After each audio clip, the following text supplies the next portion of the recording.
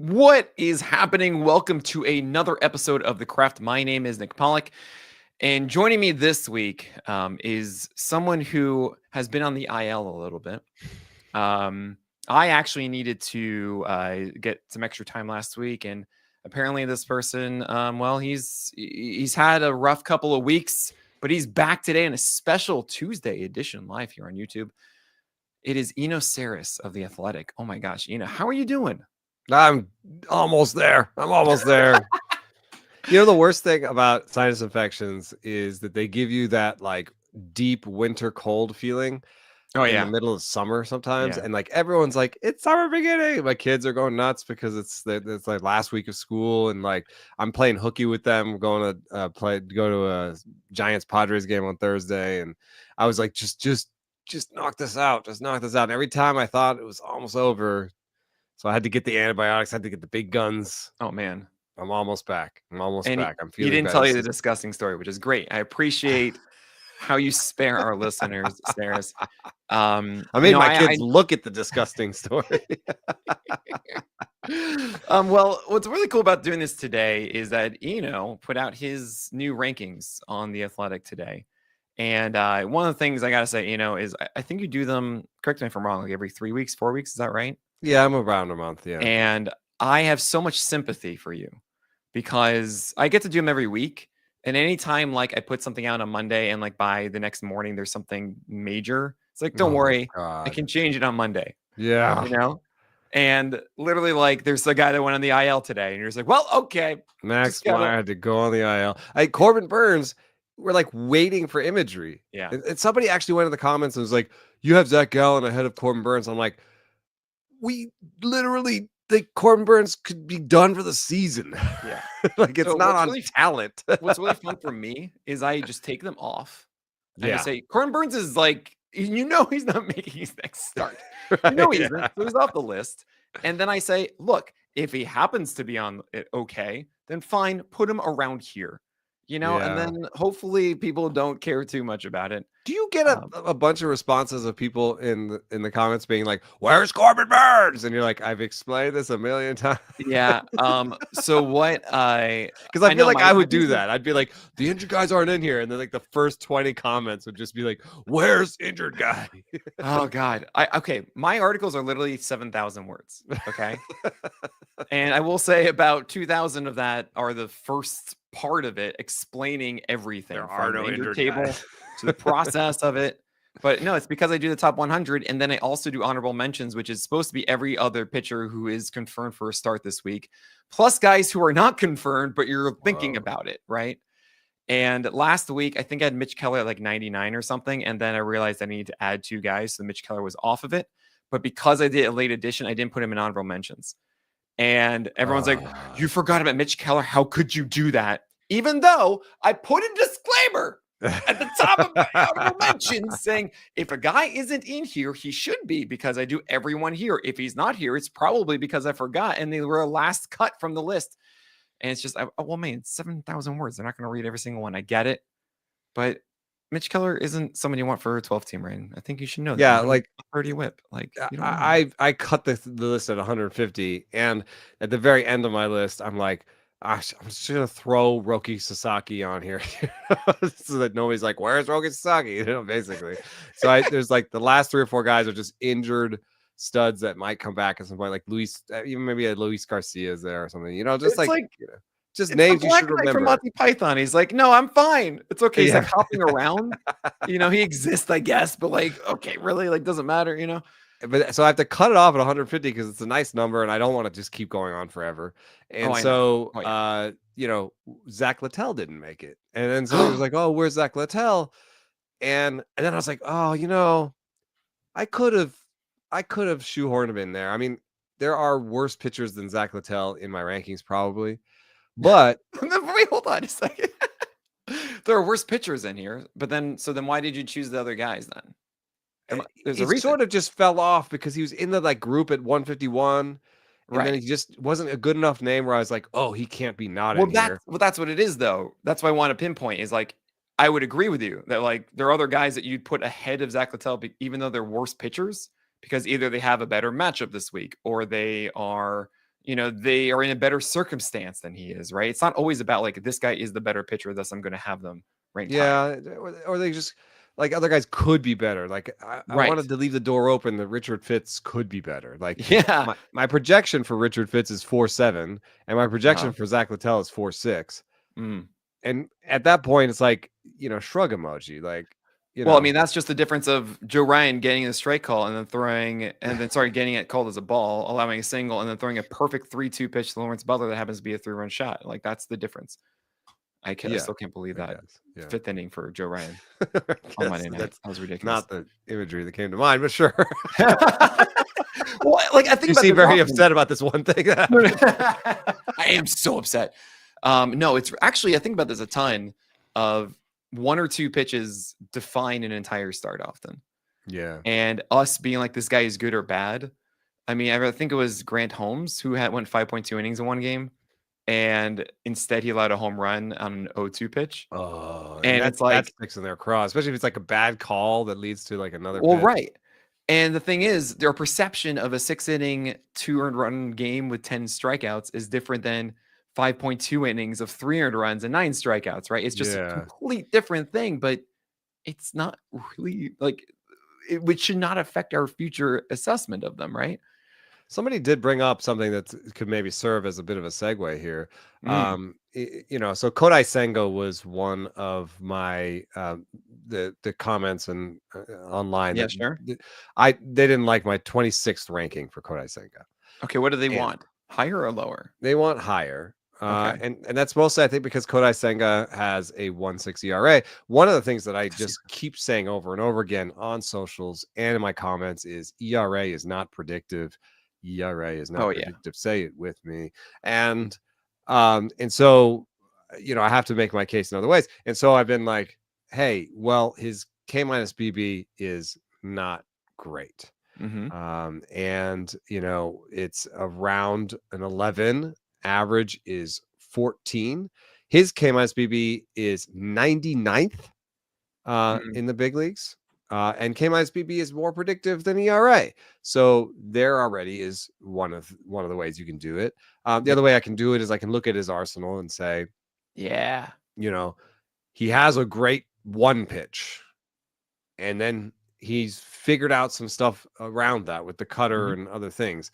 But really, there are different kinds of pitchers. There are kitchen sinkers that have a lot of pitchers, like Seth Lugo. There are dominant. He's like a little bit like a Kyle Bradish, where he's like, except it's a fork, right? He's got one great pitch. He's figuring out how to work around it. And so, honestly, I could see why people think, oh, this is great. But one thing that somebody brought up that I do not factor in is strength of bullpen. And that sort of speaks to what you're talking about, which is like, how often does a player leave with runners on and then the bullpen lets them in and they get in trouble for it? Yeah. And I don't know. I don't think it's in projection systems, because in order to put it into your projection system, you have to really assess the quality of the bullpen, which means you have to assess the quality of 5-6 other pitchers, and maybe even the manager for when he uses them. And so I think that's why you don't necessarily do it. You don't normally do that. I mean, for the me, Mets do have the second best bullpen by wins above replacement. Maybe the second best bullpen by ERA. So they do have a good bullpen.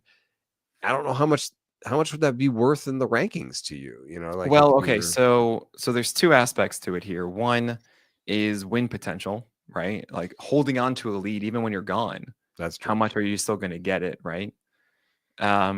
And then of course, you're leaving in an inning, and then the bullpen saving you. So we're actually something like one of my holy grails of PLV, which, by the way, guys, PLV, I've never actually wanted to use to quantify pitchers on its own. Like that's never been the actual goal. It's just been a seed that has allowed us to do more things, where it's actually been a hitting stat more than a pitching stat, because now we can assess hitters and their decisions and how they perform.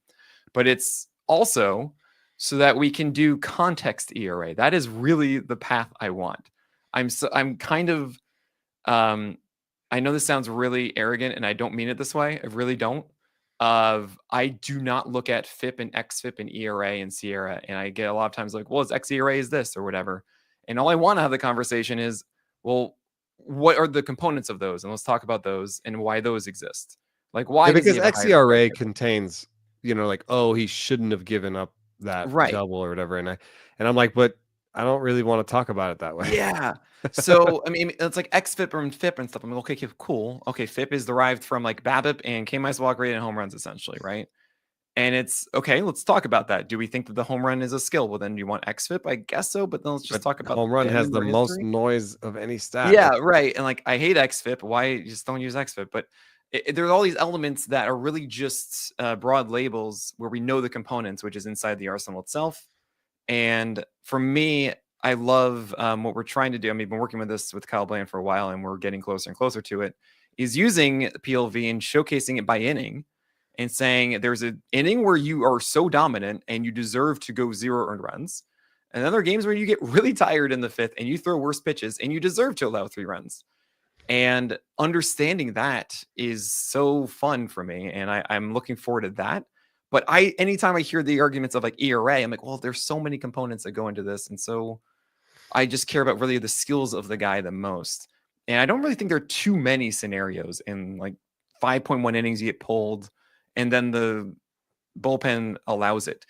I don't think it's so swayed one way or another that we can say we're talking about lots of runs. Yeah, it's more noise than anything that we can say is predictive, and really just look at the skills of the pitcher. This is always what I do. It's what frustrates so many people, and I understand because it's a mixing pot that I can't really put into one calculation of, all right, what do they throw? How do they use it? What can get better? What can get worse? What generally works? What doesn't? And trying to sift through that through the data of the individual pitches. So yeah, I think the way I think about it too is like just jumping off that. Yeah, is I really like projections, and so I've worked with Jordan Rosenblum with Oopsie, and so Stuff Right. Plus is inside Oopsie, and what I like Yep. what I like is that gives you an idea of like how can I roll stuff in and regress it and use it correctly and in the right amount and produce an ERA that is park adjusted and adjusted for this guy's age and all these things, right? Yeah. So that's how when you talk about context ERA, context for me is projections, because you're putting all the things in Oh, interesting. and you're changing the regression levels on each of them. Yeah. And so you produce something that has stuff in it and has all this analysis in it, but doesn't hopefully it makes fewer mistakes when it comes to how you're weighting them. So Oopsie, well, it says KODAI SENGA is the 50th best starting pitcher. Sacreverde. And like Yeah, Steamer, which is more old school, and it says 64th, and then Zips says 31st. So I was the high man, Oh, yeah, by looking at this way. Mhm. So anyway, just while you were talking, I thought of maybe a possible way that projections could handle this, which is we have a thing called strand rate. Yeah. And there was some research at one point that strand rate is related to strikeout rate, because Oh, yeah, that makes all the sense. Yeah. right, yeah, right. Like if you have guys on base, it's easier to strand them there if you can just strike the next guy out. Right. So there's that. What if we found, and you have to do the testing, and you have to do the work, and if Jordan is listening, Kyle. yeah, you guys are better at this than us. Our We just, lovely we're just quants. What's up, question guys? How you asking doing? guys. You just ask the questions. But what you could do is look at bullpen strength and strand rate, and then regress it to some point, see if you can find something predictive in there. And then you could say, okay, KODAI SENGA right now has an insane strand rate of 86%. For his career, it's 82%. And given his bullpen, maybe it should be 83 or 84%, right? And all the projection system are saying, no, it's going to go down to 74%. League average is 72, whatever, doing the math, blah, blah, blah. Right. But maybe it actually should be 78 or 80, given the fact that their bullpen might strand runners for him. So I just thought that strand rate could be a way in for this discussion. How much weight, though, is that projection system putting on that dog in him?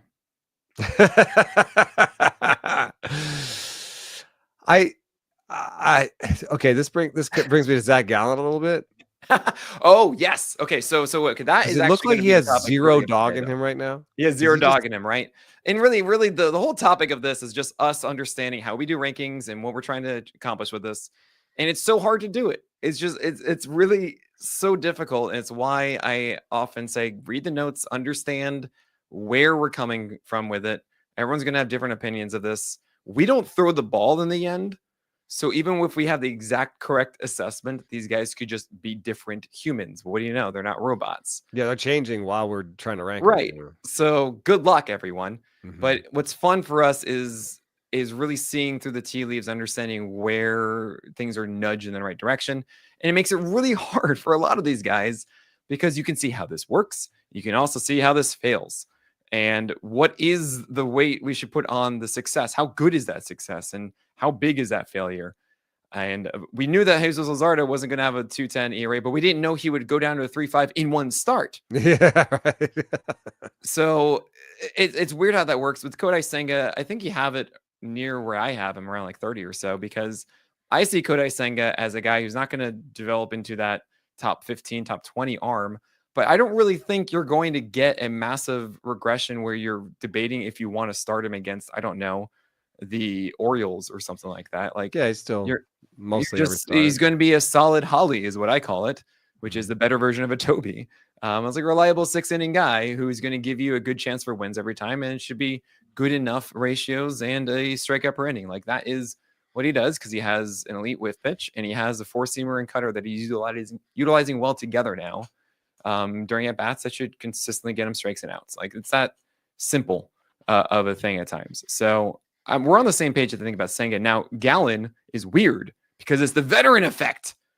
Like that's the weird one. These are guys who have gone through it, so you want to trust that they can make the in-game adjustments, which is how I'll define dog.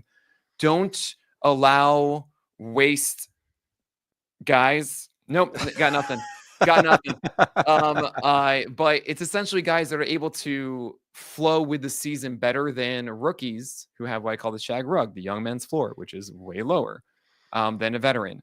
But we haven't seen that from Gallen so far, and it was, I'm sure, really hard for you to rank him this week. Where do you even have him? I have him at like 60 or something. I can't Yeah, find him. actually, that's pretty close to where I have him. 51, I guess. Okay. I would have had him lower. He just kept dropping, but he's basically one of the lowest projections that starts with a 3 that's not hurt. 73 for me. The reason that I start with these projections, and so like Bubic, people were mad about Bubic being 44. He's the highest of anybody with as bad a projection as he Right. has. Like I pushed him as far as I could. Oopsie says Chris Bubic is the 93rd best starting pitcher. Well, I'm So going to when say, oopsie, that's wrong. But when I got Bubic to 44, I was like, well, I pushed him up. And with Gallen, I was like, he still has an ERA projection of 3, and I pushed him behind guys who have 4s. And I pushed him all the way down to where Zach Eflin is. Yeah, I have Zach Eflin way higher because I just see him. I mean, there's also, guys, remember, as always, Eno's thinking more in 15s. I'm thinking in 12s. So what is the I think value this guy proposition of stuff? could Yeah. be a 4 ERA guy, and Mhm. that's what his projection is. And even though the stuff isn't there, he's had other years where the stuff wasn't great. Last year, he had a stuff of 92. This year has a stuff of 90. Last year, he managed a 3.65 ERA with a 1.26 WHIP. His strikeout rate's not too far from that. His walk rate is up for his career, but he's always had good command, and his command is just kind of in and out a little bit this year. So I wonder, like, could he just have, he was throwing the cutter for a bit. What if the cutter comes back and the command is there? Then he's like more like a 4-pitch guy with command. Then he's never going to be dominant again. Like, Right. could he like have a 4 ERA going forward, like all the projections say he could? That's why I couldn't push him further. Maybe I should have pushed him further. I mean, I don't know. I mean, Eflin to me, I always do this by grouping, is what I always recommend. I have him the end of my cool. These are Toby's that you're going to trust right now. Like your Merrill Kelly and your Jameson Tyone even, and your Matthew Liberatore, Matthew Boyd, and Michael Waka kind of types. And then the next tier of that is tier 9. So like this is tier 7 versus 9. So Eflin's at the bottom of it at 52, and the top of tier 9 is 64. And I could put him at the top of the other one or whatever. So it's like a 12 ranking. They're a tier apart for you. Right. Well, it's the middle. There's one in between though. So like I do big groupings. Like 44 through 52 is that Toby tier of just like, all right, we're holding you and we're not going to remove it because it's just too solid of a win chance and good enough and everything. And then tier 8 is like the super fun, awesome tier of here are potential studs and I can't choose anyone of like Zebby Matthews and Eric Cabrera and whatnot. And then at the end of that, you get to tier 9 of Chris Paddock and Clark Schmidt and Casey Mize, right? And I could put Eflin right there with those guys easily. Or I put him up in the older ones because he's the veteran. And I trusted that he's going to make more of those adjustments, that he's looking more like himself. I think the Orioles will be better throughout the year. They're not this bad. They can't be this bad, you know? So you're going to find more wins. You're going to find a guy that you don't drop through the year, I think. No, I mean, looking at it now, I feel like, yeah, I'd Gallen too high. But I mean, my process is to start with the projections and then like push guys as far as I can in different directions. Yeah. Oh, it's so hard. And it's so hard. There's no right answer. Like that, the highest guy with the 4 ERA projection is Imanaga. Oh, really? He still has a 4 projection. Yeah. So you know, I push these guys, I push them, and then I can't push, you know, a 4 projection higher than like, you know, a 3-4 projection, which is Clay Holmes, you know. So you know where you should have put Imanaga? As close as I can, you know. Yeah. You know where you should have put Imanaga though, right? Where's that? In the injured table and off the list. Yeah, right. That's how I do it. He's almost there. He's just I know, but he's not. The corner. Look, when they're confirmed, I'll put him back. All right. I'll probably put him like in the 20s or so. I do have a rule though. You essentially go a tier under for the first tier that you expect him to be because they're not always quite back. Like Hunter Green isn't throwing 70% strikes now with a slider unless he's not quite as good, for example. But I do want to talk more about some of the more difficult ranks that you and I had. We're going to talk about that after this break. You know, where did you land on Lance McCullers? Oh my God. Yeah, I know. That one was a whole up down. So, you know, just on projections, he is a 408 and you know, there's 408s that are in the low 60s for me. Like Casey Mize has like a 403 and Taj Bradley has a 404. Those guys are at 63 and 66, right? Yeah. So he could have been there.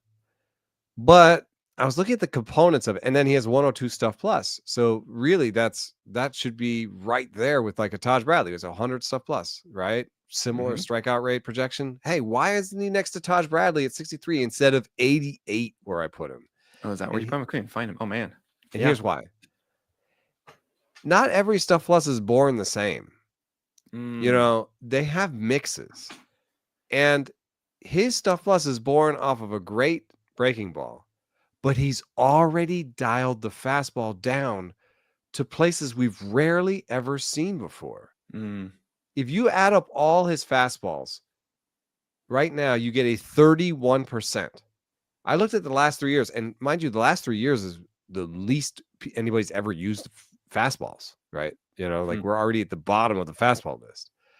There's only 2 pitchers that have pitched 10 innings in the last 3 years that threw fewer fastballs. Their names were Jacob Junis in 2023 when he threw 12 innings, and Ross Stripling in the same year. So you're counting the cutter, Ryan Yarbrough? Yeah, I'm counting the cutter. Ah, dang it. I was like, I got him. Friday Pirate, definitely. So the rest of the list does not inspire confidence. Kenta Maeda last year, not when he was good. Carson Fulmer, Patrick Sandoval right before injury. The best player that's close to him is Tanner Houck last year, who had a 33%. So it's already 34%. So it's already more than him. And then you get to Logan Gilbert this year when you get to 35 and 36%. But remember, Lance McCullers is at 31.3. So he is dialed the fastball down as much as possible. We know this. I mean, I'm not telling you anything you don't know. Anybody who watched him in the postseason has watched McCullers throw breaking ball after breaking ball after breaking ball. I'm just saying, I think he's testing the boundaries of our projection systems and our idea of stuff and like what works. And so I'm just not, I'm not. And then there's like a health piece on top of it. He's going to throw breaking ball, and he's had this health risk. Throw the pizza. Throw the pizza. Yeah, throw the pizza. I can't just like, well, 102 stuff plus 4 ERA, so he's in the 60s. Well, so he ended up in the 80s. He ended up right next to Andrew Abbott. It's the shrug emoji and Tyler Malley. It's like the three guys who I'm like, oh man, Andrew Abbott is another one where, I mean, okay, so I have this a 4.5 ERA projection on Andrew Abbott. What's so funny is I talk about, hey, let's not make guys simple and make them labels, but then what happens is I do ultimately put them into labels. No, you have so many labels. No, right. Well, right, exactly. But I mean, like, hey, come on, let's not label into FIP. Let's talk about actually what they do and stuff. Oh, but then eventually I make the mold of like, okay, cool, you are this or you are that. And I kind of stick with it a bit. And Lance McCullers is the prototypical. I feel like he's a guy I actually made the term for. What's that? It was hipster, headache-inducing pitcher stifling the entire roster. Yeah. And a huge thing about me and 12 teamers is we're going to go through ebbs and flows of how full the waiver wire is. And we were actually like 2 weeks away. We're like, there's nothing on the wire. And now we're like, there was way too much on the wire. Right. And that means that decisions are more important. It means that you need to be able to decide, is this guy someone I want to keep, or is it someone that I think is going to fizzle in a week or two? Yeah. And even if they do well, will I trust it? So it's why like Taj Bradley, awesome. Just had 2 great starts. I don't care because I do not trust that you know where the ball is going. Lance McCullers is kind of in the same vein. I mean, he's going to get the Pirates next, I think it is. Or he has a good start again after the last 12 strikeout explosion. I even remember saying, hey, he's going to have a double-digit strikeout game and it's going to be awesome. But like, then what? Because yeah, he is going more into the changeup. He is relying on that slider and curve more. But he doesn't know where they're going. And it's going to be amazing. And then it's going to be bad. And it's going to drive you up the wall. And I just don't really want to deal with it. I'd rather go for some of these guys that are coming up that I feel are showing the signs of a well-rounded arsenal that can still get you strikeouts and then just be dependable and consistent throughout the rest of the year. So I bucket him later. I have him at 70 right now, Lance McCullers. Yeah. No, we're not too far off on that one. But, you know, I ended up dropping him in my 12-team dynasty McCullers. I think it was a rage drop after one of the bad outings. And it came back to bite me, maybe because I have him higher than the replacement I got, which is Cade Povich. But, you know, it's also a dynasty. And it's like, well, I'd rather maybe have Cade Povich. Like Cade Povich might create himself more keeper value than I absolutely believe that. I mean, talking to him 2 weeks ago, I think it was, or 3. I mean, I absolutely love the focus and the tinkering and really the understanding of the game with Povich that I do feel over time with his wide arsenal that he'll continue to refine and improve. I mean, he's a guy that had to fight to be the soft tossing lefty that consistently earned his spots in places. And I really like those guys because they will continue to search and figure things out and not, you know, they've earned it in a way. And I think like he's going to earn it too over time. And him and Kramer have basically added sinkers recently. We're really Kramer's, you know why I call Kramer? Do you know this? No. I have a term, a werewolf, which is once a month they're good. So he's Dean Werewolf. Oh, he's in the middle of that right now. Yeah, he's Dean Wolf essentially. Wow. Yeah, it's interesting because his fastball and cutter are rated the best by Stuff, and in his last 2 starts where he's been so good, it's been sinkers and splitters. Yeah, he had the splitter feel. I remember that in one of those days. And sometimes he's able to spot that cutter as well. I do want to talk about a lot of these young guys. And the first one, I mean, where do you have it right now between Landon Roop, Hayden Birdsong, and Kyle Harrison?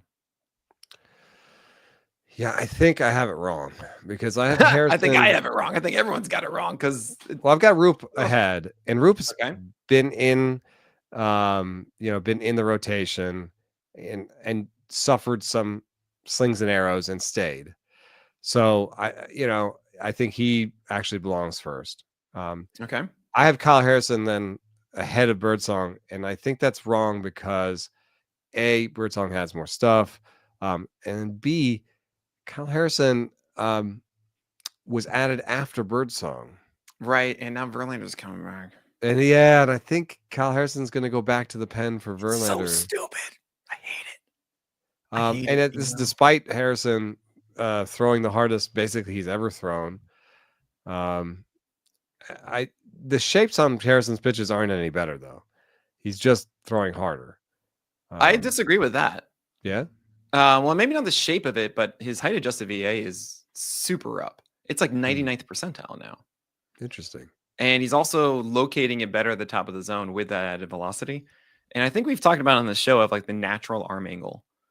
And that's the sense I get from Kyle Harrison is they lowered it and it's more natural for him, which allows that extra, not only velocity, but then extra feel for locating it.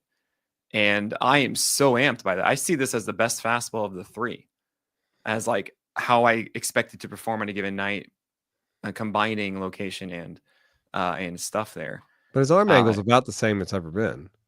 The arm angle is? Yeah. But why does he have like a 1.9 height adjusted VAA? Let me see if it has to do. It's 1.8 this year, and last year is a 1.2. His extension is pretty much the same too. Oh yeah, he has a 2 inches more vertical break I missed on the four seam. Oh, I see. Okay, so 2 extra. That's what's doing it then. That's what getting it at a different angle because it's staying up larger or longer. I guess I've been hyper focused on the breaking pitches, which his slurve has a little bit more movement in the horizontal space. And it's 83. So I suppose he's made some changes there, but they're really uninspiring secondary pitches for me. It's 89 stuff plus on the curve, 896 on the change. Like he's like he's so Haney-esque for me. I think he's just gonna go in and out. To me. I think he's just going in and out. Don't do that to me. His best pitch is a fastball. I know. I hate it because I see it. Well, okay. So I guess the thing is like, is it believable what he's doing now? I mean, he did go in the minors last year, I believe it was, or maybe it was in the offseason they fixed this. Kyle Harrison, where he is showcasing that ability to go upstairs incredibly well. He has an 18% swing strike rate thus far, Harrison. Best velocity of his career, like 95-mile-an-hour lefties don't grow on trees. So, yeah, right. And that extra 2.5 ticks of velocity is a big deal. And the thing is, I watch Birdsong. I'm sure you have many a time being in San Francisco, of course. There are 2 types of pitchers that I get bored watching, you know. Oh, yeah. There's the one that's like 90-91, and you don't even know this reliever exists on the Pirates. And you're just like, why am I still watching this game? Yeah. And then you have the guy who doesn't know where it's going in an at bat. They can even have great stuff. And they look much better when you pull them out and you take one image and you're like, look at this nasty pitch from Birdsong. You're like, whoa. And then you watch the game, you're like, okay, is this bat over yet? Oh, that fastball in the zone that looked pretty hittable. I guess I went to the shortstop. All right. Oh, it's the 4th inning, I guess. Okay. How did that guy get on there? Oh, right. It was ball 4. Okay. You know, it's just you can't follow along with the actual game of working in at bat. You know, the times that I freak out and I have my stupid high voice or whatever is when a guy executes a pitch that is so filthy and it's so difficult to do, where I expect it's going to be a fastball here, but he actually throws a changeup and it's just the perfect spot to throw a changeup if he can execute, and he does, and it's beautiful. And Birdsong's like, oh, here's a slider that is kind of like middle away, I guess. But oh no, it backed up and went inside, but it's a grounded to third. Okay. You know, and it's just, I don't believe in those kinds of guys. Yeah, I mean, he's showing like incremental improvement in his locations, and he still has basically the worst location possible. Oh gosh. So all right, I do agree with you. Roop is first though, and it's hard because he's not really watching him pitch.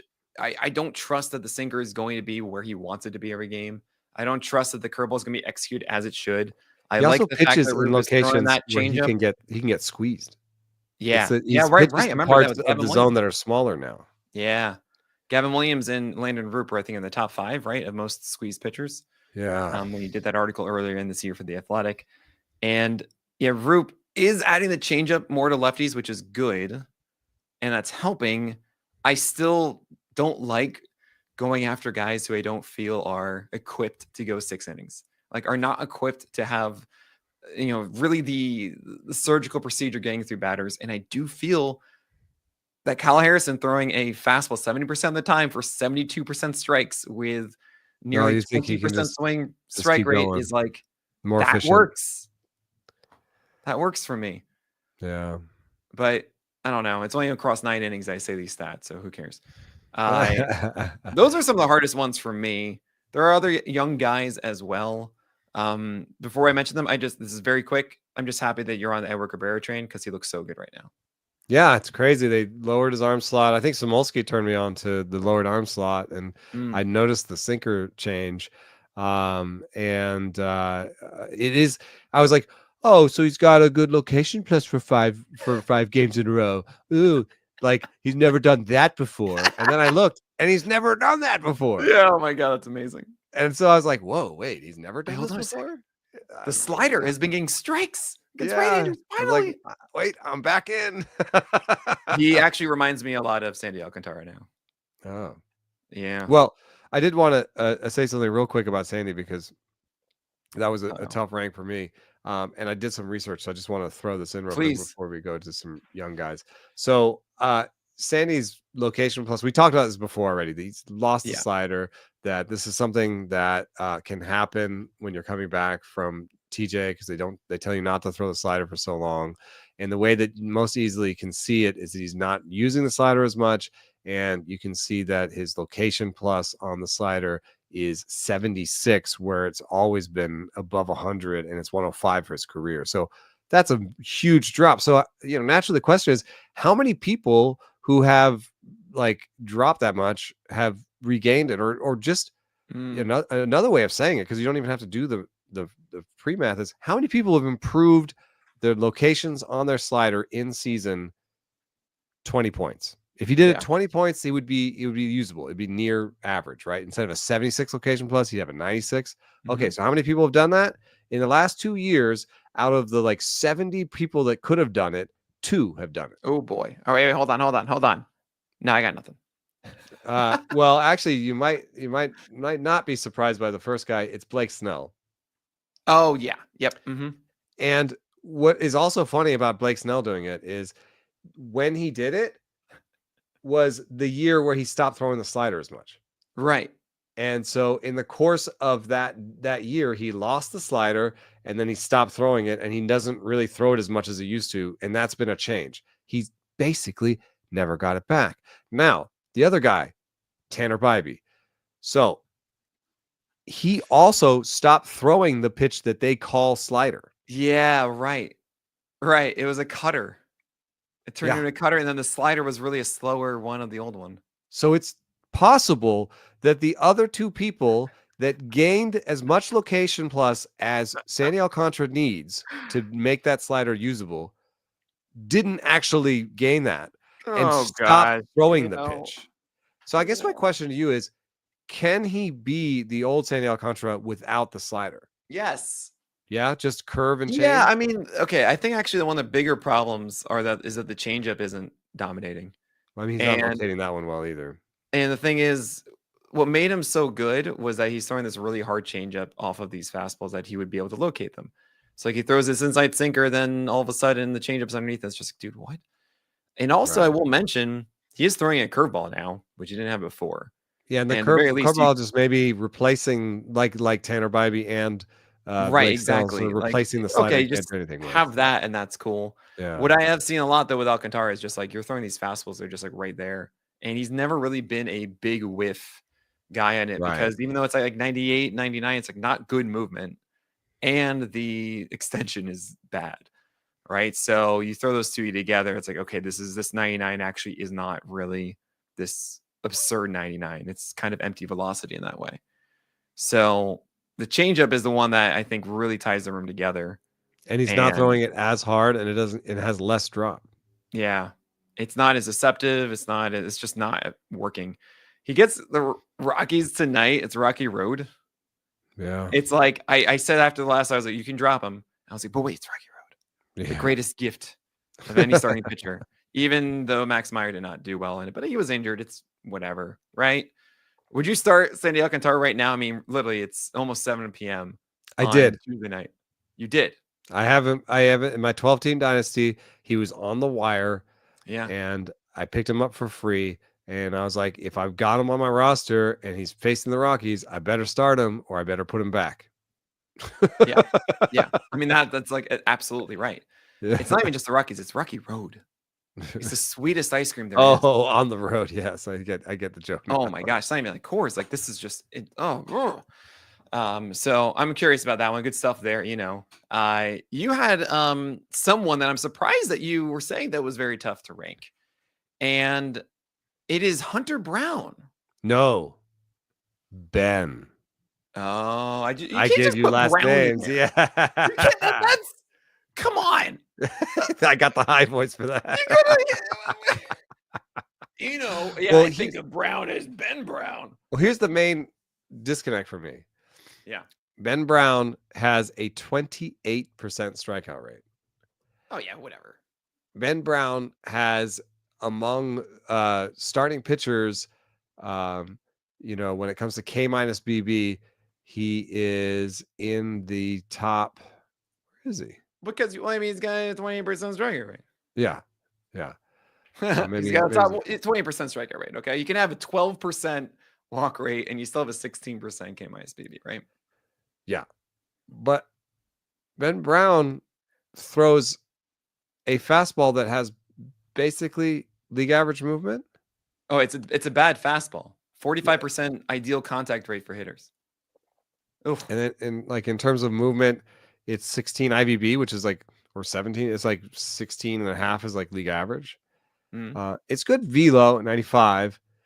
The curveball is good, I think. It's an 86 mile an hour power curve. When you get to 86 on curveball like movement, that's the source of the strikeouts, I guess. It's interesting to me that still Stuff Plus thinks that, you know, oh yeah, that's nice that you do all that. Yeah, okay, it says it's a good pitch, 118.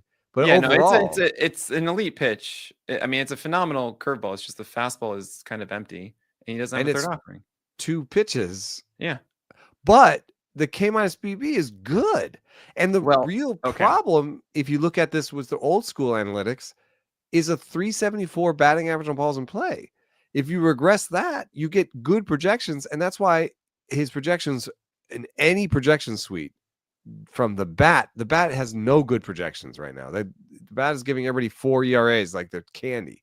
It's giving him a 3.8 ERA. Oopsie, 3.7 ERA. Like everyone's like 3.6 to 3.7. I think this is the big miss though of projections, is because it treats it like everyone has a wide arsenal. He just has 2 pitches. It's a 4-seamer and a curve. And Ben Brown does not always locate that curveball where it needs to go down, right? So on both of these pitches, they are hit hard. 45% ICR on both the 4-seamer and the curve. And for good pitchers who have lower balls in play, BABIP, that's very repetitive there. They're normally like 38% and under for ICR. I think what's really going on is guys are guessing one or the other, especially for the curve. They're pretty much guessing the fastball. If it's a curve, they can adjust at 86 over the middle of the plate when that gets hit.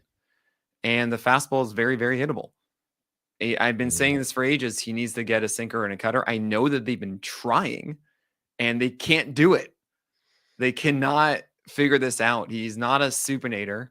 He's a pronator, and they can't get a good feel for the changeup. They tried the kick change a bit, but that's not a strike pitch, and guys aren't really caring about it. It's not consistent. So you're going to see Ben Brown as this 2-pitch thing. And I'm going to tell you right now, I think Cade Corton is going to stick longer in that rotation than Ben Brown. He's just a way more polished pitcher to me that can get through 6 innings. Also, when you talk about the strikeout rate, there's only been 3 games above 6 Ks this year for Ben Brown, right? He's not going long in the game. The length is a problem, yeah. And this was against your Giants. 5 innings with 9 strikeouts, 103 pitches for those. By the way, innings. Cincinnati is a little bit of that Colorado. Oh, you know the term for that one? Do you know the what I call the Reds on the road, which are also one of the worst teams in baseball? It's like so easy to beat them. They stroll out the Reds carpet. There you go. Because everybody pays attention to them where they're on the Reds carpet, and they walk all over the Reds, right? Yeah. But I do blurbs about like Joan commenting on how they look. And the other game that he had 8 strikeouts was against the Marlins. But keep in mind, that was 6 earned runs in 4.2 innings. Right? It's painful because you look at his game log and you're like, every time you're like, ooh, that's a little good stretch. Bam. Oh, 6 runs at Miami. Oh, God. I mean, yeah, the thing is, like, the last 6 games at Milwaukee, which is good for pitchers, actually, one of the higher bumps in strikeout rate is in Miller Park. I do not care what the real name is. You have against your Giants, you have it against Miami twice, and then Cincinnati twice. Like, that's his last 6 games. And before that, he only had 1 game above 5 strikeouts, Ben Brown. He also held the Dodgers scoreless with 6 and 5 strikeouts and no walks. Like, thumbs up. I have him on my 20 team, and I'm just going to keep him, because there was a little bit of, people being like, oh, is Ben Brown available? Like trying to buy low at some point, and then they stopped coming. Yeah. So, like, all right, because I'm just gonna wait until he finds his next pitch.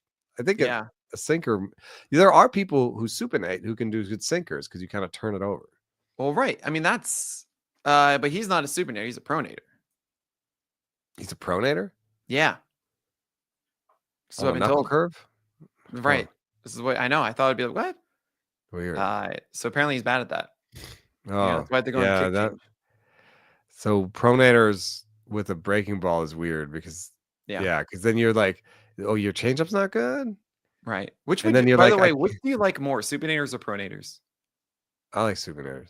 Right. So just so you guys know, the easiest way to know, like, I can't remember which one's pronator, which supinator. Eno loves supinators more, and guess what? When you're a supinator, it's a thumbs up. And then when you're a pronator, it's thumbs down. Yeah, that's right. Well, I just, pronators, you have fewer options available to you. Supinators, you have the whole smorgasbord of breaking balls. You have hard cutters, soft cutters, you curve balls, anything. You can throw sinkers. And you could be like a sinker, like there's the easy sort of sinker cutter change, guy, Yeah. Pronators just have to be really good. You just like Luke Weaver. Really good. All right, we're good. Come on. Luke Weaver is a pronator. Look how hard it was for him to be a good starter. Yeah. I mean, I would say that it is easier to being a pronator as a lefty than it is a righty. Right, because that's a good caveat, because I'm very right based. There's more righties. I am too. I was thinking along lines with you, and I was like, wait a second, lefty changeups are just in right now. They're so hot. They're Hansel. Well, here's a guy on your list. Okay, here we go. Pronator on your list. Righty. Chris Paddack. Oh yeah, I don't know what to do.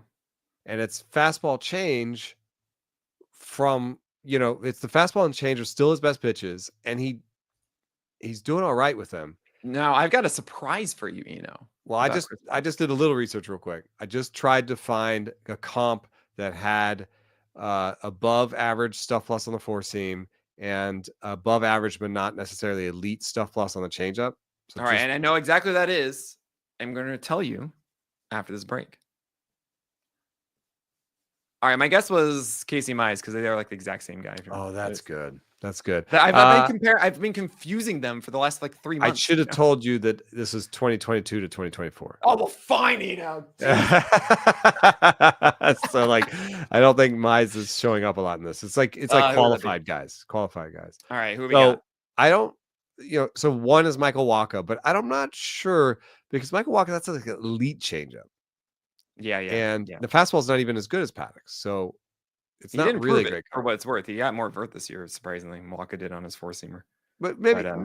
But no. But I'm with you. Maybe Wacha, Yeah. And then a bunch of lefties.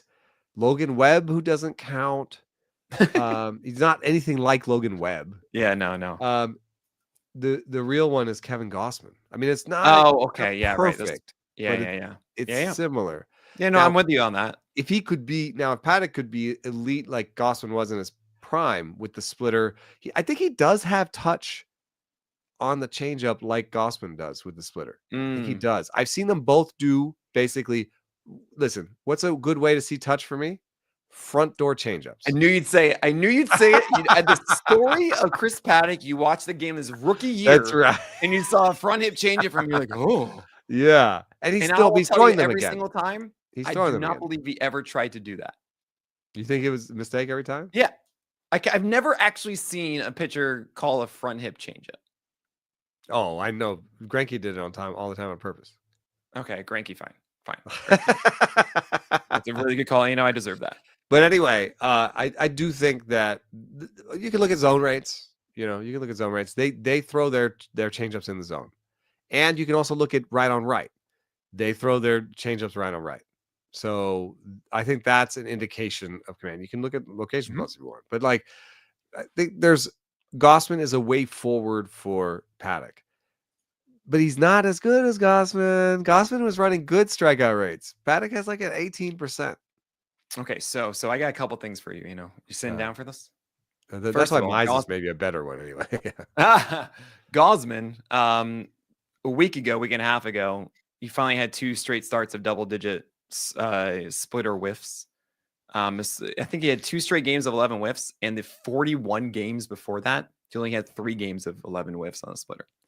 41. That's all of 2024.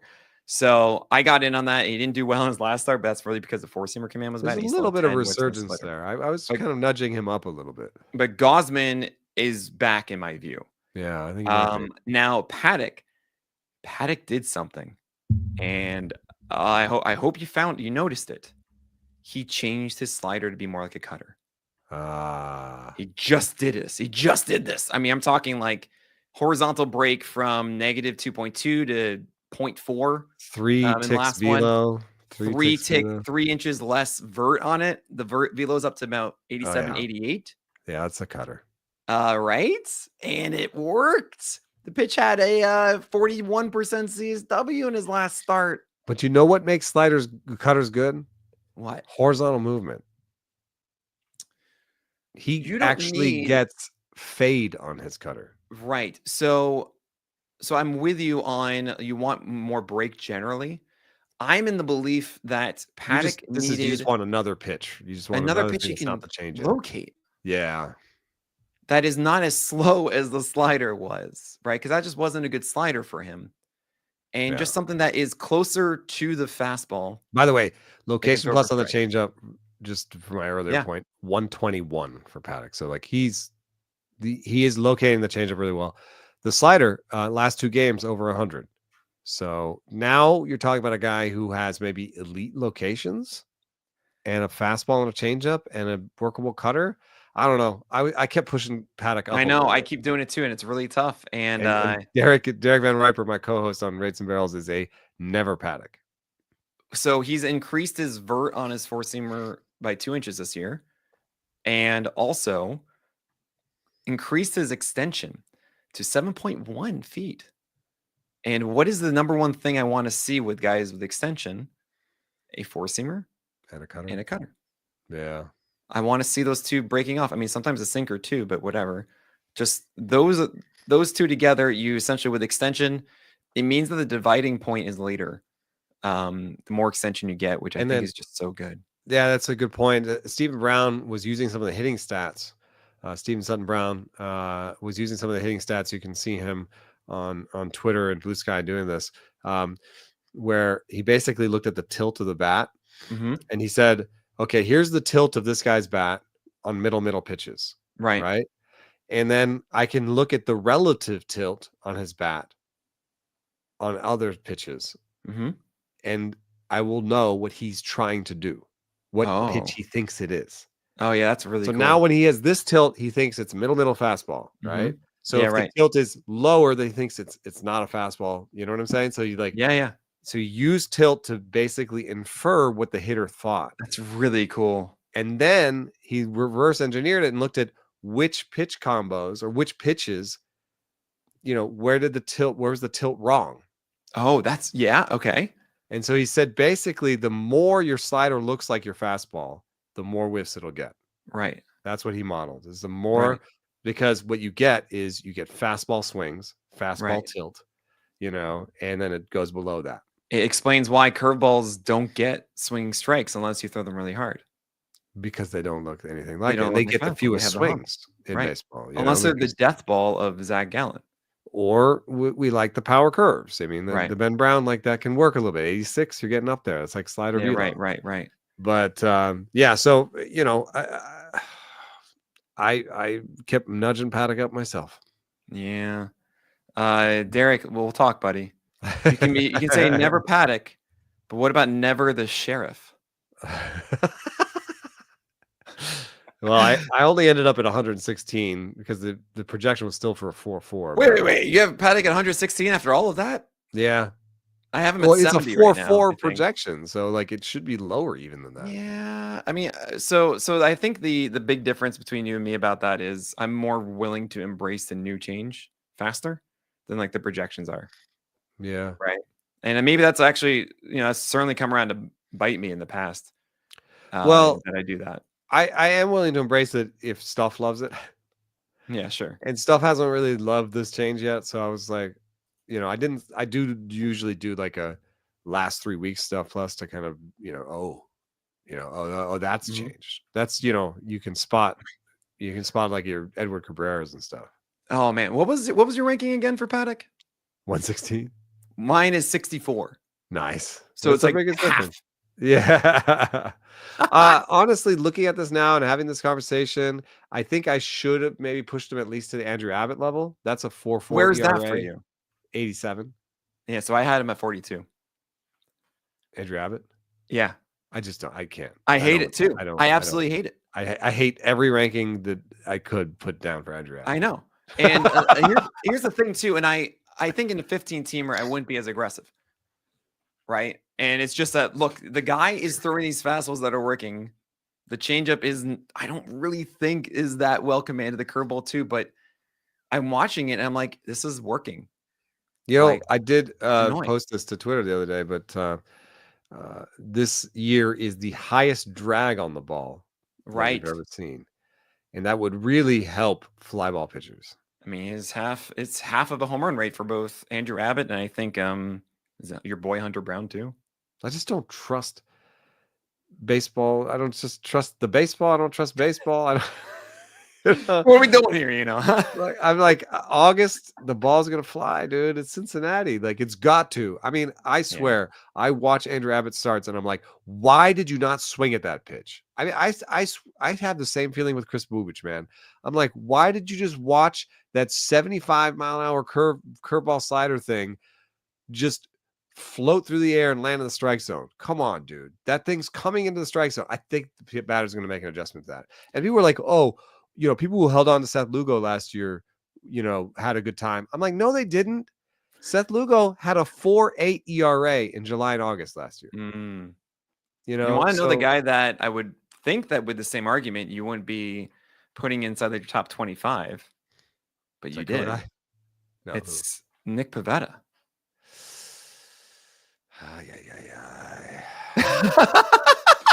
Sorry, you put him at 30. I have him in like 40, I think it is. Yeah, 37. We're not really that different, but I know it's going to get worse in San Diego. We know this about San Diego is that April and May it suppresses, and then very much in the summer it goes out of the yard. Yeah, that one I might regret. I mean, I have him at 37. I'm like, I can't not, but. No, that's a better place because at 37, I've got like Ryan Pepio with a 3.86 ERA and a home run park. He could be a little bit lower, but there was, I guess Sonny Gray is just like old, and so I didn't want to put Sonny Gray ahead of him. And then Jesus Luzardo, Dorian Gray, though. Come on, Jesus Luzardo just gave up 12 runs, so I was like, I don't really want. I guess I could put Luzardo ahead of him. And then Gore just doesn't have the most amazing projection. Maybe I should put a Gore ahead of him. I should put a Gossman ahead of him because I was talking myself into those. So at least Pivetta for me should be like 35, 36. Okay, well then we're right there. Yeah. I do want to ask you about one more. This is the last one, guys, and this is one I know that a lot of people are waiting for. It's Sawyer Gibson-Long, and before we talk about him, we're going to take a quick break. I am obsessed with Sawyer Gibson-Long. I really am. And I remember in February, I put out a tweet being like, I have the ultimate sleeper for this year. He's going way past 400 in drafts. And I told everyone on the Discord, I did one of those things. And it was Sawyer Gibson-Long, and then also with the side of Dustin May. But this is 99th percentile extension. And he still has that in the minor rehab starts that we know of. And yes, he is slightly down in velocity. By the 5th inning, he got down to like 90 in the last rehab. I'm very curious how it's going tonight. I can't wait to watch it. But this is a pitcher who has 2 whiffable pitches in the slider and changeup, has a very difficult sinker to hit, and also a flat attack angle for that 4-seamer because of that extension that helps him go upstairs and actually have a better performing 4-seamer than you think. I just see someone that you're not going to drop all year for a winning ball club in Sawyer Gibson-Long. I'm a huge fan. It's a very similar to kind of like a Will Warren, Clark Schmidt package. Yeah, maybe more Warren because the 4-seam is a little bit more usable, except he doesn't pitch in New York and he doesn't pitch in the AL East. And also the extension really does things. I mean, he's more of a ground ball inducer. Yeah. Sawyer Gibson-Long. I believe that.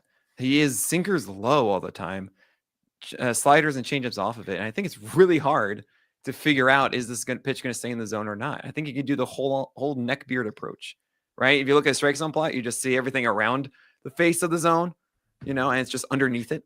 That's the neck beard. I doubled his rest of season innings projection to 50. That's it? Yeah. So, that just having a 50 there in the innings category basically relegated him to the Max Scherzer, Justin Verlander, Bubba Chandler part of my rankings, which is like, I'm excited about these guys, but the innings number doesn't look good. Well, hold on. Okay, let me talk about that for a second. And I know Scherzer and Verlander are super old, but like, I'm not. I don't really care about them. They all have really poor innings totals. Inning projections for a guy like Sawyer Gibson-Long, who is available on your wire, doesn't matter to me. Because it's next start, and then who cares? I'll figure it out. And if they are still productive by August and get shut down, that's a massive win. Yeah. But then it's also, there's that part of it. But then I don't know why Sawyer Gibson-Long would not start the full way out at this point. Well, if he's 90. Oh, you're saying velocity wise? Yeah. You're saying that he might be injured, like not fully healthy and injured again. Right. Okay. Also, just team context is that they do have other pitchers that were ahead of him. Like he's listed on Fangraphs as the 8th pitcher in this rotation. Ahead of him? Oh, Cobb. Oh boy. Yeah, Cobb's. I understand, but I'm just saying that like if people start getting healthy, Olsen comes back from the finger, Mize comes back to the hamstring. Cobbs comes back from the whole body hurt. Well, okay. So the way I see it is, yeah, the old. He comes back from the old. Come back from the old. Tarek Skubal, Jack Flaherty, Casey Mize, Reese Olson, Sawyer Gibson-Long. Right, because it's like, Cater Montero, Alex Cobb. I don't think they'll go with Montero. I mean Cobb, but they could. But look, I'm a believer in Sawyer Gibson-Long. I think this guy is going to and it's really, your point is there are 4 locks. Yes. And there's a 5th I think is there for SGL, who I understand right now is coming back maybe 1 rehab too soon because of the injury to Job. That may sped it up a little bit. I don't expect Job to pitch again this year. That's just me, but I don't know if you're in agreement with that. I'm not really including him in that list. But that's interesting because that came up on my Discord too, because I put him 150th. Yeah. And that was partially because of the discussion with Eric Samolsky on Rates and Barrels on Monday, where he was like, they want to slow play this anyway. If they want him, they want some innings for the postseason. I could see him just basically coming back in September, getting back into the thing, and they have more of those innings. Somebody on the Discord was like, no, like he's done 90 before, so you can get like 120 out of him. And so even if you want to save 20 of those, that means he still has like 50 innings. That's more like coming back in August and pitching through. I'm also like, let's not poo-poo. I know it's a grade 1 flexor strain, but flexor strains are big deals. And they're precursors to Tommy John's. And like, sometimes you have a small flexor strain. It takes a long time to come back. So Yeah. that's why I put him 150 because I was like, Yeah, I'm not and really also considering this. his Yeah. K minus BB is like a 5. Well, okay, it's development. Yeah, right. But I'm Development, just you saying, know. how long you gonna wait around for a guy Well, who's a right, K there's minus that BB of question too. 5? When he Yeah. does come back, is he gonna help right away? Right. So Uh, I was like, I put him right next to Roki Sasaki. It's like, yep, those guys, they're over there. well, I'm gonna tell you guys this right now. It is June 3rd, and July 1st is gonna arrive, and you go, my gosh, I wish I got Sawyer Gibson-Long on all my teams. Just gonna tell you that right now. If he has a good start tonight, I'm gonna pick him up in that 12-team dynasty. You've already picked them up. Yeah. But these Well, are the tough guys to one that rank. has I think I have Sandy Alcantara going tonight Oh and Kate man. Kolbich going tomorrow. So you know. Well, I'm really excited to watch Mick Abel go, and I really Yeah. hope that he sticks around. I think I think we're in agreement that he is legit stuff, and his command was better than I expected in that debut because it's I didn't you know, rank him mostly because it could just be 1 or 2 starts. yeah, I have him in that what I call the cliff, which is essentially the divider between guys that could be gone next week, and you don't really have the value that you need to hold on to in a And in 12 a teamer. 15-team league, it's really hard. But you know what I Completely have tough, done in yeah. my 15-team leagues? Huh? I have all Mick Abel shares. There you Because go. at NFC, what I ended up doing was buying them all for $7 to $20 out of 1,000. Because everybody else is saying, well, what's his role and how long is he going to be here right. and all this stuff. And I was like, I'll buy him for $7 and maybe he Oh, sticks that's a around great because deal. Yeah. you could see, oh, Ranger's hurt or oh, this Right. guy's hurt This is or actually what it was with Sawyer Gibson-Long. It was that 2 weeks ago we're like, there's no room for him. yeah, You know?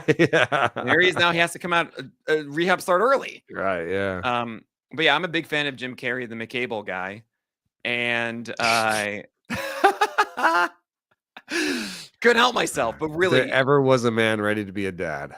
this is what. Okay, you feel like you're novel saying that. You feel like you're novel, but you're not. All right.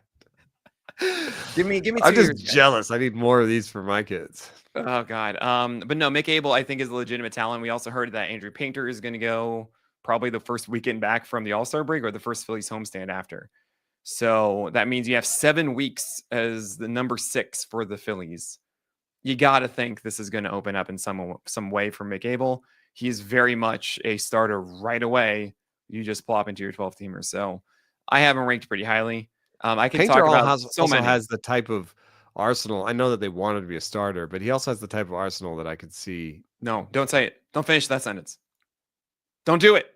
Don't put him in the relief role. Eno. No. They're a team with championship aspirations. Stop that. All right. At the very least, they put Taijuan Walker officially in the pen forever now. It's like the Disney vault where they just put the movies away and they don't bring him out ever again. That's there was like a news thing that said high leverage. And I'm like, if that's what you told him, that's good. Yeah, but he's going to go wave at it when there's leverage from the pen. Hi. Right. Oh, God.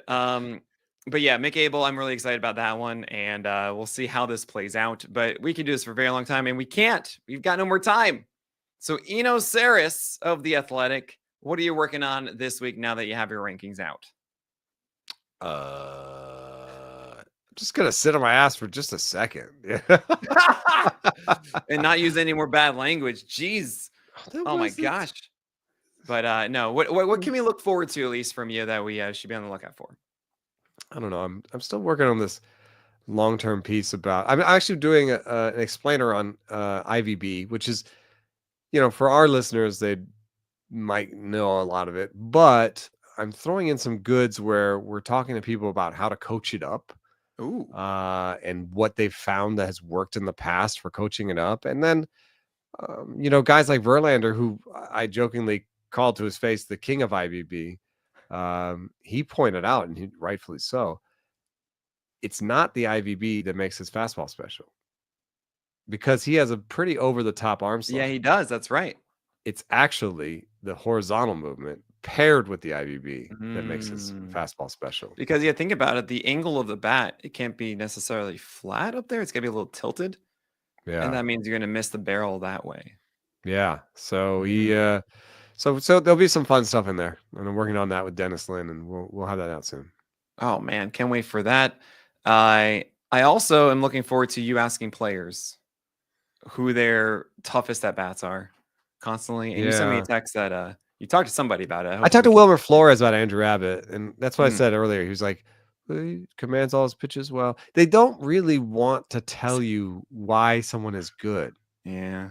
as a hitter, right? I liked your impression of William Flores, by the way. I thought that was nailed. You nailed it completely. No, not at all. Perfect. But I will try. You know, I've got better relationships with some hitters. I'll try with those. I mean, maybe you can bring out pitchers that they don't face anymore. Yeah. And say, and like, cool, now we can get a sense of that and we can learn it, moving forward, right? Yeah, maybe. Or like maybe just guys that won't say it that often. Like maybe I could ask Brent Rooker about Andrew Abbott.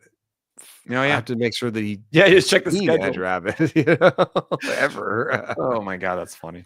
All right, we can continue for ages. I can't do it, guys. On the behalf of Eno Sarris, my name is Nick Pollack, and we'll talk again about the craft of pitching next week.